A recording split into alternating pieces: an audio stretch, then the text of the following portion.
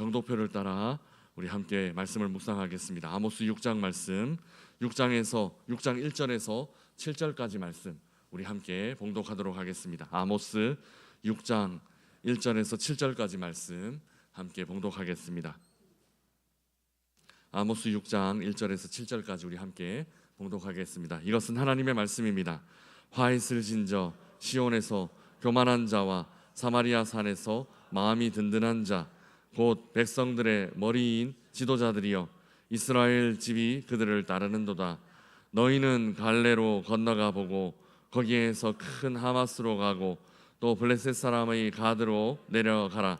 너희가 이 나라들보다 나으냐? 그 영토가 너희 영토보다 넓으냐?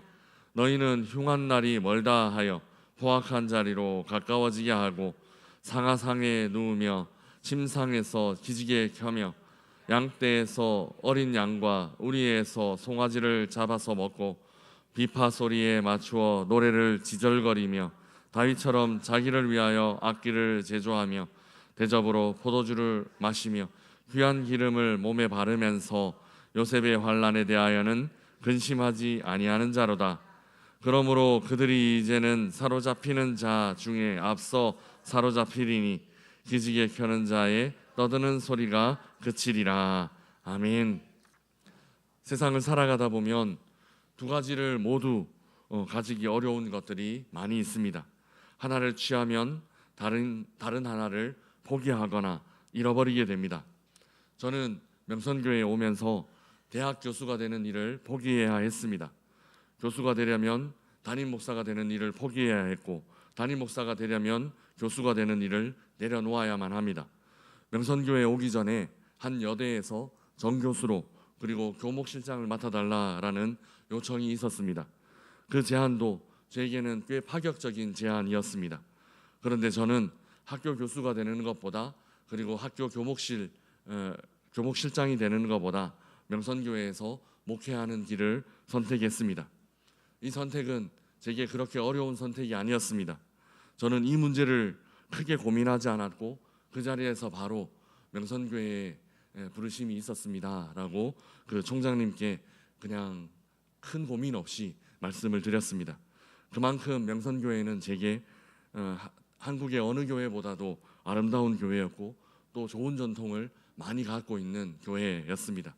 이 교회에서 제가 평생 사역할 수 있다면, 평생 목회할 수 있다면 다른 어떤 것들을 다 포기해도 괜찮다라는 생각을 늘 하고 있었습니다. 심지어 아주 큰 교회, 그럴 리는 없겠지만 한국에 있는 아주 큰 교회에서 요청이 온다 하더라도 나는 명성교회를 택할 거다라고 제 아내에게 늘 말하곤 했었습니다. 그리고 신실하고 헌신된 성도로 가득한 교회이기 때문에 저는 제가 그 둘을 두고 교수가 되느냐 목회를 하느냐를 두고 크게 고민하지 않았습니다. 이런 선택의 상황들이 우리에게는 항상 있습니다. 이런 선택의 순간에 우리 안에 있는 가치가 드러나게 됩니다. 어떤 것에 가치를 두고 살아가는지, 어떤 것을 더 중요하게 생각하는지 선택의 순간에 우리가 생각하는 가치관이 드러나게 되어 있습니다. 영적인 것과 세속적인 것을 선택하는 순간이 닥치면 때로 사람들은 그 선택을 쉽게 선택하지 못하는 경우들이 있습니다. 꽤 오래 그 선택의 순간에 고민하게 될 때가 있습니다. 영적인 선택을 하는 것이 옳다 여겨지지만 또 세속적인 욕심을 버리기가 쉽지 않기 때문입니다.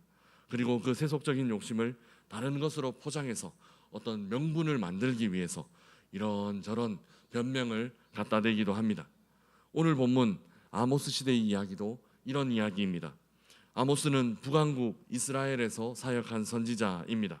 그런데 이때는 북왕국의 전성기, 그 이스라엘의 전성기라고 봐도 과언이 아닐 만큼 경제적인 호황을 누리던 때였습니다.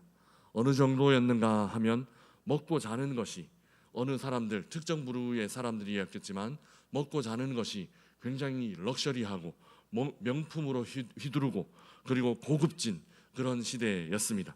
우리 4절 말씀 한번 읽어보겠습니다. 4절입니다. 상하상에 누우며 침상에서 기지개 켜며 양떼에서 어린 양과 우리에서 송아지를 잡아서 먹고. 아멘. 당시 부자들은 상하 침대에 누워서 잠을 잤다 이렇게 기록하고 있습니다.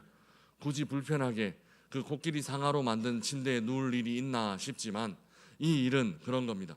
편하고 편하지 않고를 떠나서 이런 장식으로 내가 가진 돈을 자랑하고 이런 장식으로 내가 가진 부를 자랑하는 겁니다. 그저 명품 이렇게 들고 다니고 명품 옷을 입고 또 명품 차를 타고 하는 부분이 뭔가 그것이 특정한 어떤 기능이 있고 또 특별한 뭐 안전한 것이 있고 이런 거라기보다는 이거 내가 두르면서 사람들에게 보여주기 위한 거죠. 그거 사실은 뭐 10만 원짜리나 100만 원짜리나 크게 차이 나지 않는 것 같은데, 만 원짜리나 100만 원짜리나 크게 차이 나지 않는 것 같은데 굳이 100만 원짜리를 들고 다니는 이유는 나는 100만 원짜리를 들고 살 수 있어라는 걸 보여주기 위한 거죠. 상하 침대도 그런 겁니다. 그냥 더 편한 침대도 있고 더 기능이 좋은 침대도 많이 있습니다. 굳이 상하로 만든 게 나는 상하 침대에 누워서 자 이런 거 자랑하기 위해서입니다. 사람들 앞에 자랑하기 위해서입니다. 예전에 어떤 운동선수가 그 현금을 쌓아놓고 침대를 만들어서 그 위에 누워서 사진을 찍은 걸 그 SNS에 올리면서 자랑질했던 게 있습니다. 그 현금을 쌓아놓고 누우면 편할까요? 잠이 올까요? 더 찝찝하지 않을까요? 저는 좀 불쌍해 보였습니다. 사실 그렇게 해야 자기 존재감을 드러내고 그렇게 해야 뭔가 자랑거리가 되고 그렇게 해야 뭔가 사람들에게 자기를 어필할 수 있다라는 그런 모습이 참 그 운동선수 부럽기보다는 참 불쌍하다라는 생각을 했었습니다. 운동선수들 중에는 참 머리 좋은 사람들이 많이 있습니다. 운동하는 감독들 이야기들 들어보면 머리가 좋은 사람이 몸도 잘 쓴다 이런 얘기들을 하는데 이런 친구들을 보면 이런 운동선수들을 보면 참 멍청하다라는 그런 생각을 하게 됩니다. 아무튼 아모스의 부자들은 상하 침대에서 잠을 잤답니다. 왜 이렇게 살았는지 잘 모르겠습니다. 그런데 그렇게 살면서 나 이렇게 살아 이런 걸 자랑했나 봅니다. 그리고 어린 양고기 그리고 송아지 고기를 먹었다라고 합니다. 더 크게 길러서 큰 양 잡아 먹으면 더 많은 사람 나눠 먹을 수 있을 텐데 송아지 잡아 먹지 않고 더 어른이 된 소를 잡아 먹으면 더 많은 사람이 배부를 수 있을 텐데 이 돈 많은 사람들은 그렇게 하고 싶은 마음이 없습니다. 더 부드러운 고기 먹기 위해서 다 자라기 전에 잡아 먹은 것입니다. 5절 6절은 그들이 근심 걱정 없이 인생을 마음껏 즐기고 있음을 보여주고 있습니다. 우리 5절 6절 말씀도 함께 읽어보겠습니다. 같이 읽겠습니다. 비파 소리에 맞추어 노래를 지절거리며 다윗처럼 자기를 위하여 악기를 제조하며 대접으로 포도주를 마시며 귀한 기름을 몸에 바르면서 요셉의 환난에 대하여는 근심하지 아니하는 자로다. 아멘. 사람들은 그 풍요로움을 술을 마시고 노래를 부르며 융을 즐기는데 보냈습니다. 이들은 악기 연주를 하는 사람들을 집안에 동원할 정도로 심지어 악기를 만들어서 악단을 꾸릴 정도로의 부를 갖고 있었습니다. 심지어 술을 마시는데 대접으로 마신다 이렇게 기록하고 있습니다.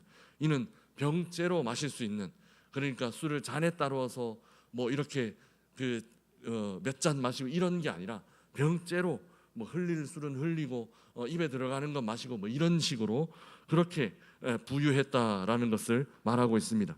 또 귀한 기름을 몸에 바른다라고 하는데 이 귀한 기름은 명품 향수, 오늘날로 치면 비싼 향수와 같습니다. 오늘날도 비싼 향수를 엄청 작은 병에 넣어서 팔잖아요. 비싼 향수를 무슨 옛날 말로 대병 같은데 무슨 팔지는 않잖아요. 작은 병에 고가로 판매하는데 당시에는 더 했을 것입니다. 어떤 사람들은 그 향수를 한 방울 한 방울 모아서 결혼하는 데 쓰기 위해서, 결혼하는 데 지참금으로 쓰기 위해서 그렇게 모은 사람들도 있습니다. 이를 펑펑 몸에 바른다라는 것은 그만큼 부유했다라는 것이죠. 먹고 사는 생존의 문제가 이미 내 문제가 아니다라고 절대 이런 그 사치품들로 이제 먹고 사는 문제는 내 문제가 아니야라는 것을 말하고 있는 것입니다. 6절에서 이들은 요셉의 환난에 대해서는 근심하지 않는 사람이다 이렇게 말합니다. 요셉은 한 집안의 귀한 자식으로 자랐다가 순식간에 종이 되었고 애굽의 종이 되었고 노예가 되었고 또 감옥에 갇히는 그런 고난을 당했습니다. 이들은 노래 부르고 술 부어 마시고 사치품 몸에 바르면서 자신들은 이런 고난 피해갈 거다. 나는 이제 이런 생존의 문제와는 전혀 상관없는 사람이 됐어. 나는 이제 얼마나 더 좋은 고기를 먹을 수 있느냐, 나는 얼마나 더 좋은 침대에 누울 수 있느냐, 나는 얼마나 더 명품 옷을 입고 있느냐, 뭐 이런 게 내 삶의 문제지, 이렇게 뭐 죽고 사는 문제, 이 문제는 나한테는 이미 문제가 아니야 라고 그렇게 떵떵거리는 그런 삶을 살고 있었습니다. 그런데 하나님의 생각은 다릅니다. 이들의 풍요는 곧 그칠 것이다, 아모스는 말합니다. 그리고 이들이 지절거리는 이 노랫소리는 곧 통곡의 소리로 바뀔 것이다, 그렇게 말합니다. 우리 7절 말씀 함께 읽어보겠습니다. 7절입니다. 그러므로 그들이 이제는 사로잡히는 자 중에 앞서 사로잡히리니 기지개 켜는 자의 그치리라. 아멘. 하나님은 이들을 벌할 계획을 이미 세우셨습니다. 아모스가 사역하는 때는 북왕국 이스라엘의 전성기, 북왕기이기도 했지만 이제 곧 그 정점을 찍고 내려오는 시기, 그러니까 가장 정점을 찍었다라는 말은 내려오는 것만 남은 때입니다. 급히 내리막으로 내려오는 시기이기도 합니다. 아모스가 주전 약 750년경까지 사역을 했다라고 알려져 있는데, 아모스 이후 약 30년 후, 그러니까 722년에 북왕국 이스라엘은 아수르에 멸망당합니다. 그러니까 아모스의 시대 때 이렇게 부강했지만 곧 이내 멸망의 길로 걸어가고 있었고, 수십 년 채 지나지 않아, 한 세대 정도가 지나지 않아서 곧 멸망당하는 이때가 오게 된다라는 것입니다. 그런데 우리는 질문하게 됩니다. 왜 이런 일이 일어날까라는 것입니다. 하나님의 백성들은 풍성한 삶, 부유한 삶, 즐기는 삶, 이런 삶들을 살면 안 되는 것일까요? 하나님의 백성들은 늘 고달픈 삶, 힘든 삶만 살아야만 하는 것일까요? 하나님의 백성들은 사치품을 쓰고 고급 음식을 먹으면 안 되는 것일까요?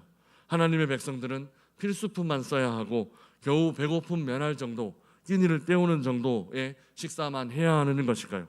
하나님의 백성들은 항상 가난해야만 하는 것일까요? 그 이유가 3절에 기록되어 있습니다. 우리 3절 말씀 함께 읽어보겠습니다. 같이 읽겠습니다. 너희는 흉한 날이 멀다 하여 포악한 자리로 가까워지게 하고. 아멘.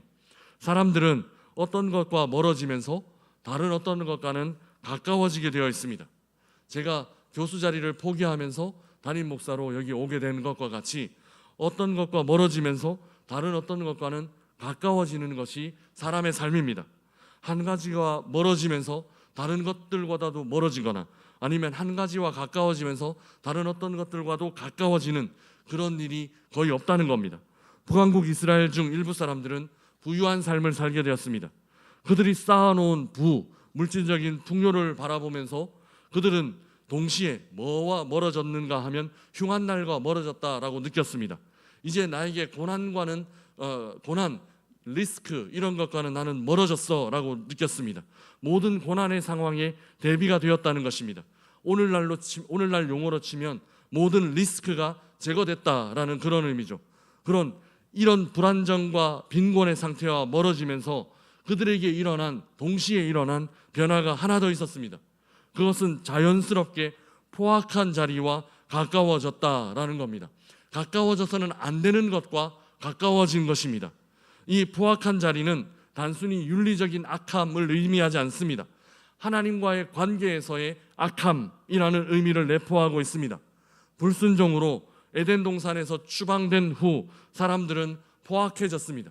점점 더 포악의 길을 걸었습니다. 처음에는 거짓말을 했고, 두 번째는 한 사람을 죽였으며, 그 이후에는 여러 사람 수십 명을 죽이면서도 양심의 가책을 전혀 느끼지 않습니다. 사람들은 계속해서 죄를 지으면서 포악과 가까워지는 그런 길을 가게 되었습니다. 어떤 것과 가까워지는 것이 어떤 것과 멀어지게 되었고, 어떤 것과 멀어지는 것이 어떤 것과 가까워지게 되었습니다. 에덴 동산 하나님이 계신 곳과 멀어지자 무엇과 가까워지게 되었는가 하면 포악과 가까워지게 되었습니다. 점점 더 폭력적이 되었고, 한 신부와 결혼해야만 했던 사람들은 점점 더 많은 여성들과 폭력적인 관계를 갖게 되었습니다. 이것이 죄악의 특징입니다.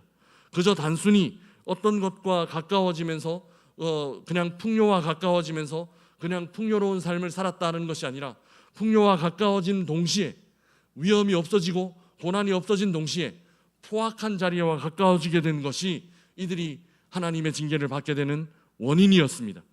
경제적인 부유함이 불안정과 빈곤과는 멀어지게 되었지만 하나님과의 관계를 악하게 만들었습니다. 쉽게 말해 부유하게 되니 죄를 지었다라는 것입니다. 세속적인 풍요가 영적인 빈곤을 만들었습니다. 근심 걱정 없는 삶이 하나님 의지하지 않는 삶이 되었고 결국은 하나님을 잊어버리는 삶이 되었다라는 것입니다. 그래서 이들의 삶, 북왕국 그 부자들의 삶은 한마디로 표현하면 축복을 저주로 만든 삶입니다. 하나님께서 축복하신 것을 하나님의 저주로 만들어버린 삶이 바로 이들의 삶이었습니다. 사랑하는 명선의 가족 여러분, 무엇과 멀어지면서 무엇과 가까워지고 있는지를 영적으로 깨어서 자세히 세심하게 살필 수 있어야 합니다. 세속적인 근심, 세속적인 걱정과 멀어지는 일은 결코 나쁜 일이 아닙니다. 그러나 세속적인 근심, 세속적인 걱정과 멀어짐을 통해 하나님과도 멀어졌다라고 하면 그 일은 나쁜 일이 되는 겁니다. 그 일은 악한 일이 되는 겁니다. 잘못하면 축복을 저주로 만들 수 있기 때문입니다. 흉한 날이 멀어졌는데 포악한 자리와 가까워지면 안 되는 겁니다. 멀어진 그 흉한 날이 하나님과 가까워지는 삶을 사시기를 주님의 이름으로 축복합니다. 하나님과 가까워지는 오늘 하루가 되시기를 주님의 이름으로 축복합니다. 그래서 하나님의 축복을 저주로 만들지 않고 하나님의 축복을 더 큰 축복으로 만들어가는 우리 모든 명산의 성도들이 되시기를 주님의 이름으로 축복합니다. 우리 주신 말씀 생각하며 함께 찬양하겠습니다. 찬송가 342장 함께 찬양하겠습니다. 342장입니다.